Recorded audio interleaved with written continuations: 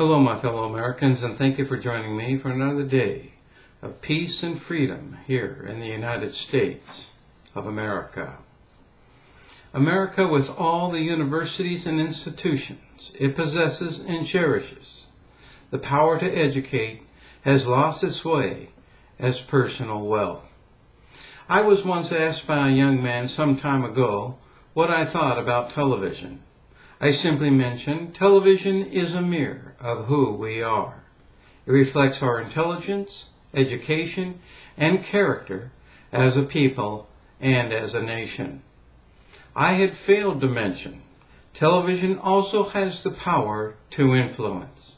It has the power to persuade or mislead. Even in the long run, television has a great power of representation, representing the well-being and life of the United States and its advancements, or the ills of life we experience here in America, its pain and destructive habits. My short subject today is on the misleading power of television. Blindly, American citizens do not realize our credibility as a people and a nation is conditional on what we watch. Men today know this fact. And though this is a misrepresentation we see every day, whether intentional or not, these men look to monopolize TV and its effective power over the common citizen. This deception is blanketed by good words which are a mask for the concealment of bad deeds. In case you have not noticed, today, we constantly are barraged with opinions by individuals we personally do not know, and such opinions have no distinction of character or moral sense. We are constantly presented with men and women today who are not objective. They bicker, they argue, and are extremely impatient. Particularly, they are biased in their points of view. Much of what we watch and hear today is anti-American, anti-government, and anti-social. Such individuals we are presented with today do not represent the common citizen. These people today are hand-picked, and many, if not most, are celebrities who have morally bankrupt in the past. And then they want to tell the decent man and woman in America how they should live. Generally, most, if not all, these supposedly successful people, which they are considered because they are a movie star, a journalist, or a celebrity of some kind, believe freedom has no boundaries, accountability, or responsibilities.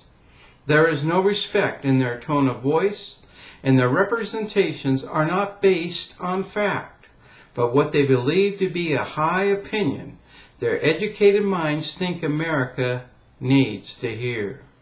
They are rude, obnoxious, coarse, and even foul-mouthed.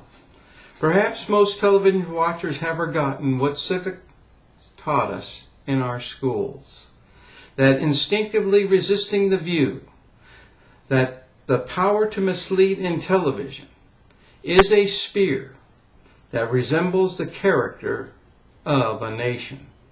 It reveals the path we are trotting on. I constantly hear from one television news journalist that the youth today and the majority of middle-aged citizens are disrespectful. The finger is pointed at how the 50s and 60s had a patriotic moral sense and a common ground in the country. And today, disrespect for neighbor and country rules passionately. This is the misrepresentation and misleading journalism I am talking about. The broadcasting companies of today will intentionally mislead the onlooker by pointing out the faults of society or government today or other important entities in our country. Yet they will deny they are the very source of the degenerate condition the country is in. These men and women today act on personal prerogatives, thinking they possess unlimited power, disregarding the consequences of their obtuse, morose, or distasteful opinions. Such activities eliminates the power of character and advancement in our society. There is the widely held belief in America, we are untouchable, that all will eventually turn out well. Thomas Jefferson said truth stands by itself. Well, all is not well until the moral code is altered by distinct character. America shall find no progress. This is where we are at today. As the story goes, while they were bickering and arguing, darkness walked in and possessed the land. No matter how hard they tried to resecure their nation, they not only met resistance at every turn, but sadly they found themselves no longer with enough character to defeat darkness now ruling their lives. They wept and cried and unceasingly blamed themselves for not listening to the wise man who kindly warned them, as a father would, the need of change, belief, and respect of one another. My fellow Americans, who is in charge of the clattering train? As the poem goes, who is in charge of the clattering train?